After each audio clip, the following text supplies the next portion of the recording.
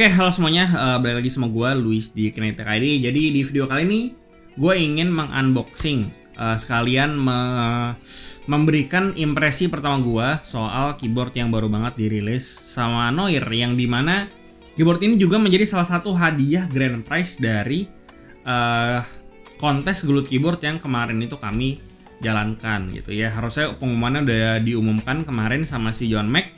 Dan sekarang gue akan membahas kenapa keyboard ini menjadi hadiah utama dan apakah ini keyboard ini bagus untuk kalian beli atau enggak gitu ya.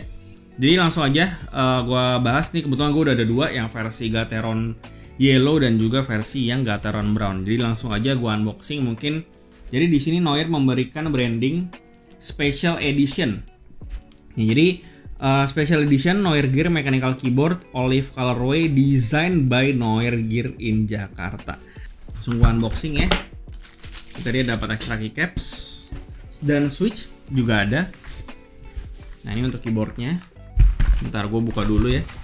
Ini ada manual book seperti biasa. Nih manual book. Aman di cam 2? Aman? Aman. Terus ada switch puller dan keycap puller dan switch puller, sama ada apa sih namanya?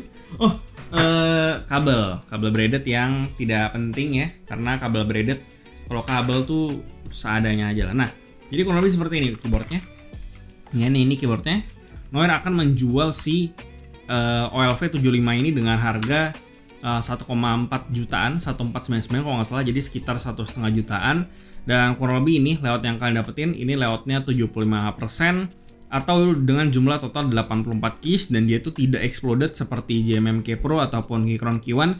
Jadi mungkin ini layoutnya itu kalau kalian lebih familiar itu lebih condong seperti Keychron K2 kalau nggak salah, sama Rexus Daxa M84 Ultimate ataupun RK84 gitu. Jadi ya kurang lebih seperti ini. Cuman untungnya dari sisi molding dan segala macam kayak si OLV75 ini berbeda gitu. Jadi kalau kalian bilang ini kayak RK84 kayak M84 Ultimate, nah ini kebetulan bukan. Dan kenapa namanya dia tuh jadi OLV75 bukan N series seperti yang ada di N1 dan juga N2.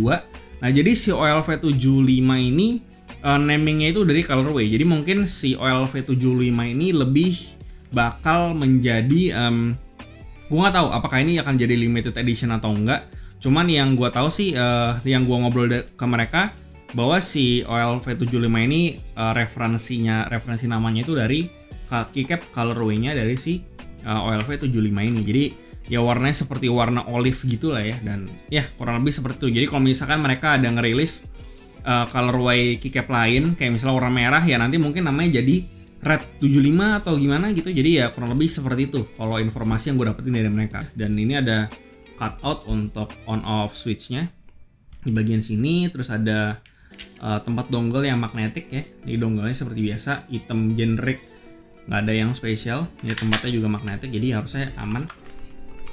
Nah, ini aman ya, nggak jatuh. Terus ada branding Noir di bagian tengah sini yang diwarnain olive juga. Terus ini ada port USB-C. Jadi ini keyboardnya ya sama persis lah ya kayak yang tadi nih, cuman ini versi yang Gateron Brown. Nah gitu ya. Dan ya lebih seperti itu. Mungkin dari sisi fisik desainnya seperti ini. Ini mungkin akan gue coba ganti keycap saya dulu untuk kasih lihat ke kalian kira-kira nanti kalau udah jadi atau setup itu nanti kurang lebih bakalan kayak gimana penampilannya. Oke, jadi ini tuh ada kayak alternatif aksennya gitu ya. Jadi itu kita ada dapat beberapa kayak multimedia keys, tapi tuh ada dua warna. Jadi satu tuh warna putih W1 sama warna olive gitu. Nih, jadi tuh masing-masing ada dapat. Ini gua nggak tahu logo apaan nih. Kelihatan di second cam. Legend untuk multimedia keys. Jadi cuman gue nggak tahu kenapa dikasih ini, karena sebenarnya tuh di OLV75 ini tuh nggak ada multimedia, dedicated multimedia keys. Jadi tuh paling di sini cuma ada print screen, insert, del, terus ada home and patch up patch down. Jadi tuh nggak ada multimedia keys. Jadi gue nggak ngerti kenapa mereka ngasih ini gitu ya. Oke, jadi kurang lebih seperti ini ya, yang aksen yang gue lebih suka lah. Jadi itu aksennya cuma ada di escape, Enter dan juga di spacebar. Bahkan kadang di spacebar pun gue nggak pakai karena menurut gue lebih manis kalau si Alpha termasuk spacebarnya itu pakai yang warna putih aja. Oke, balik ke keycapsnya, dia bahannya dari PBT double shot yang tebalnya kalau nggak salah sekitar 1,5 mili. Dan untuk kualitas printing dan juga bahan gue bisa confirm kalau ini kualitasnya bagus, terutama kalau dibandingkan sama keyboard lokal lainnya yang kemarin ini udah sempat rilis lah sebelum si OLV75 ini rilis. Jadi ya dari sisi kualitas printing dia bagus, nggak ada yang mencong-mencong.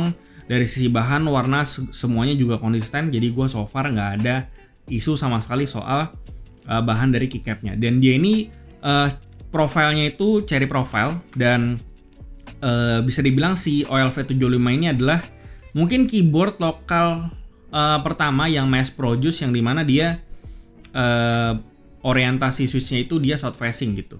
Dan ya tentu aja dengan south facing plus cherry profile, jadi ya kalau misalkan kita pakai ngetik segala macam, terutama di row ini, di row 3 kalau nggak salah ini tuh tidak ada interference sama sekali. Jadi dari sisi typing feel ini tuh udah enak lah ya. Oke, lanjut untuk konektivitasnya seperti biasa karena ini adalah Noir, jadi tentu saja koneksinya harus 3. Yang pertama 2,4 GHz seperti yang tadi ya, dapat apa namanya?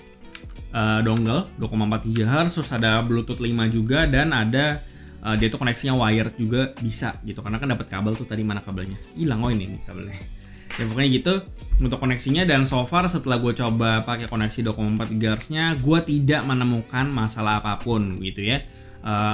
Entah interference, gangguan sinyal segala macam, gue so far tidak pernah menemukan hal itu ketika gue nge-review barang-barang ini. Gitu. Jadi kalau misalnya kalian kena masalah itu ya gue jujur nggak tahu solusinya karena mungkin entah PC-nya berbeda atau gimana, ya itu kan bisa aja. Jadi ya intinya kalau dari gue pribadi, pengalaman gue nggak pernah menemukan gangguan sinyal sama sekali untuk entah peripheral maupun mouse wireless dipakai barengan, bahkan headset gitu ya. Oke, lanjut untuk fitur lainnya, tentu saja keyboard zaman sekarang harusnya udah ada RGB. Tentu aja keyboard ini udah ada RGB, cuman dia nggak tembus LED karena Noir mengutamakan kualitas keycap dibandingkan tembus LED. Karena kalau misalkan tembus LED, tentu saja kualitas keycapnya harus disacrifice gitu ya.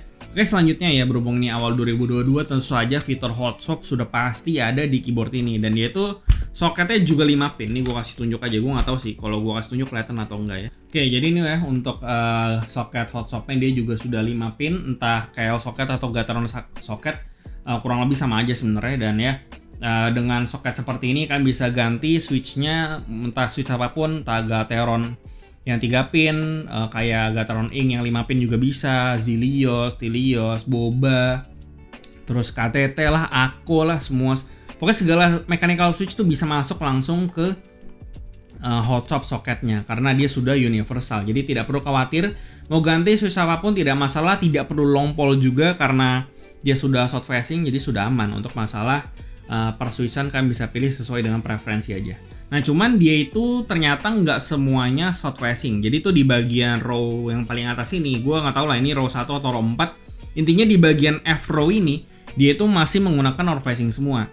Cuman di sini mungkin ada keterbatasan dari sisi desain PCB atau gimana, yang dimana membuat mereka harus bikin si row paling atasnya ini jadi north facing. Cuman untungnya di bagian row paling atas ini tuh tidak ada interference. Jadi meskipun di row paling atas ini north facing, karena si row paling atasnya ini dia cukup tinggi ya dibandingkan dengan row-row yang lain, jadi itu dia nggak ada interference sama sekali. Jadi di sini ya suaranya sama dengan baris-baris atau row yang lain. Jadi ya meskipun di bagian atasnya ini dia north facing, jadi ya sebenarnya nggak ada masalah. Dan menurut gue bukan gimmick juga karena row 1 itu memang tidak ada masalah karena dia udah cukup tinggi, jadi nggak bakalan nabrak sama top housing dari si switchnya.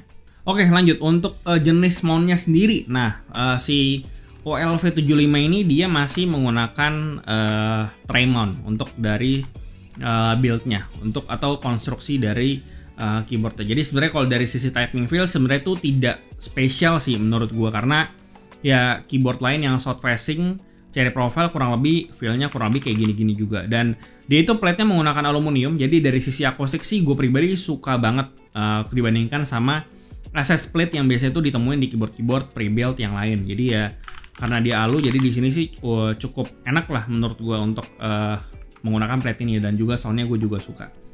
Nah lanjut, selain itu dia juga di bagian antara plate dan juga di PCB itu dikasih foam supaya akustiknya lebih oke lah gitu ya. Dan so far sih gue tidak mendengar hollow yang kayak gimana, jadi ya seperti biasa akustik di sini Noir juga memikirkan hal itu, dan kayaknya so far Noir yang paling memikirkan segala hal ini. Jadi ya gue cukup apresiasi dari keyboard yang sebelumnya, makanya banyak revisi. Oke, untuk switchnya dia menggunakan switch Gateron Yellow yang di sini, dan yang untuk yang ini dia ada Gateron Brown gitu ya. Dan so far tentu aja karena gue sukanya linear switch, jadi gue sukanya yang Gateron Yellow ini. Dan ada yang spesial dari Gateron Yellow yang dipakai di OLV75 ini. Jadi si OLV75 ini dia menggunakan Gateron Yellow KS9 dengan mold yang baru gitu, dan ini masih cukup jarang dipakai. Dan kalau nggak salah kemarin itu yang sempat pakai pertama kali yang masuk ke Indo itu cuman si Seiran 68, karena si Seiran 68 itu juga menggunakan Gateron Yellow yang moldingnya itu baru juga gitu. Jadi yang menandakan adalah di bagian bawahnya itu, di bagian LED-nya itu dia ada kayak jembatannya gitu di tengah-tengah. Sementara di Gateron Yellow KS9 yang lalu itu nggak ada kayak gitu. Jadi dia ini udah menggunakan mold yang terbaru lah bisa dibilang.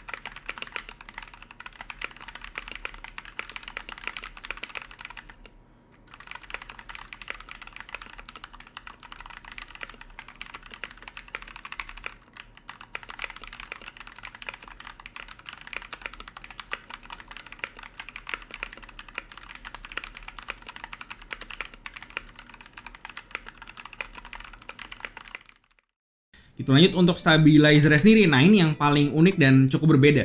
Nah, jadi di bagian stabilizernya ini dia masih sama, dia menggunakan stabilizer plate mount yang dimana di sini udah pre-loop.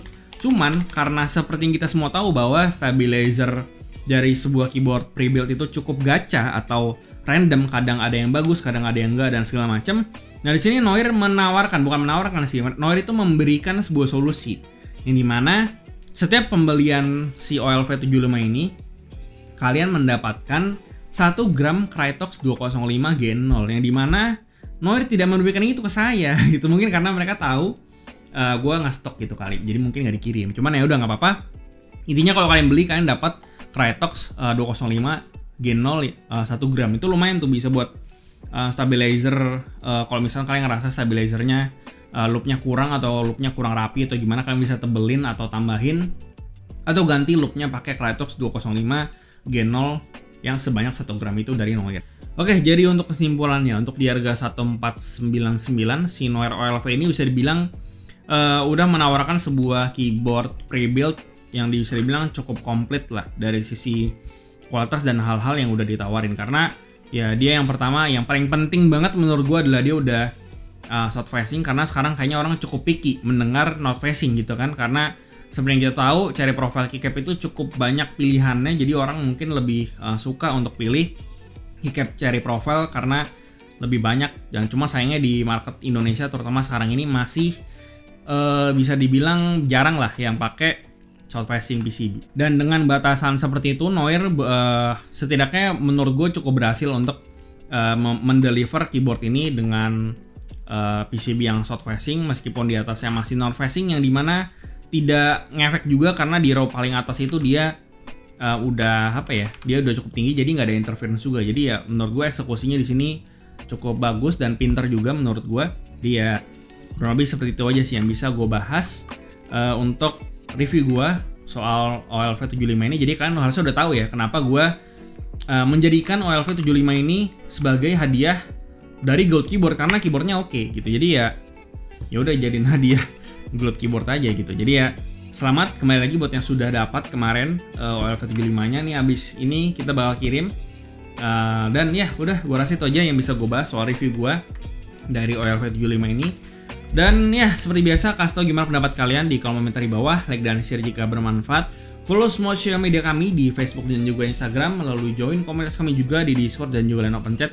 Semua linknya ada di deskripsi.